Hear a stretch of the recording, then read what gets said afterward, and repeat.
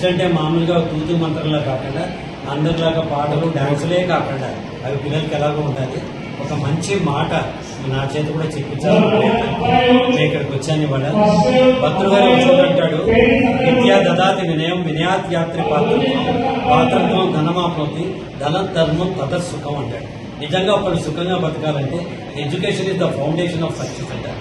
అలాంటి quality education ఇస్తున్న శివాని సంస్థల్ని మనస్ఫూర్తిగా నేను అభినందిస్తున్నాను.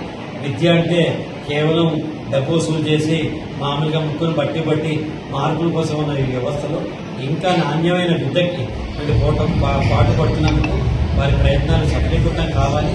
18 ఏళ్ళు కాదు, ఇంకా 18 ఏళ్ళు వీళ్ళు ఇలాగే ఎంతో మంది విద్యార్థుల మనసుల్లో ఆశాదీపాలు వెలిగించాలని కోరుకుంటున్నాను.